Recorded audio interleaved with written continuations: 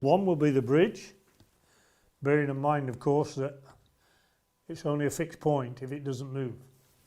The other one is the body.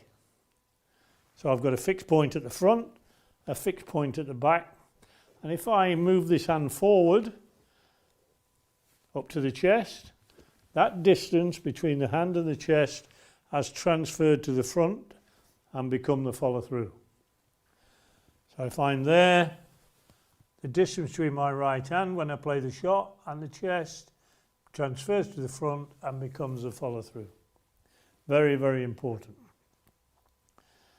So where I hold the cue is important in the sense that if I hold it there, I've got a minimal amount of follow through. So I can simply increase that by moving the hand backwards. But if I'm on the end of the cue, in theory, that's the maximum amount of follow through.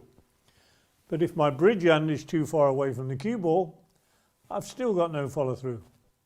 So where I put this bridge hand is also very important. Thirdly, if I play with a straight arm or a bent arm will affect the amount of follow through. Because if I hold my cue there and I've got my bridge hand there and I've got a straight bridge arm, I'm not going to move either hand, but watch the distance between my right hand and the chest increase as I bend my left arm. Okay, that's ridiculous, but it demonstrates that without moving either hand, if I bend this arm, I can increase the follow through. So let's look at it. My normal position is about an inch from the end of the cue, for me personally. And there, I'm about 11 to 12 inches away from the cue ball, and that gives me sufficient follow through to play the shot. So if I put that there, just to indicate it, all I'm going to do is pop the blue, stay there, and let you see how much follow through I've got. So I'm there doing my preparation. I've got my fixed point, the bridge hand at the front, my fixed point, the chest at the back, and all I'm going to do is bring my right hand forward to the chest and establish my follow through. To demonstrate this even further, what I've done is marked a cue here.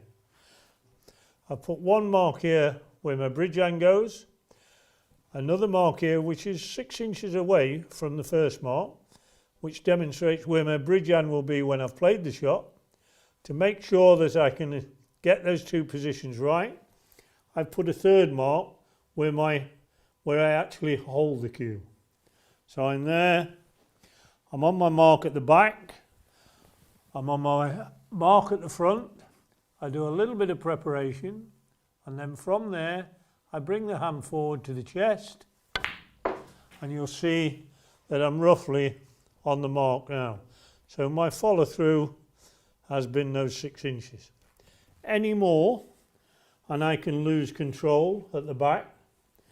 Any less, and to get the follow through, what tends to happen is I go past the chest by coming away from the chest, and that gives a lot of players a lot of problems.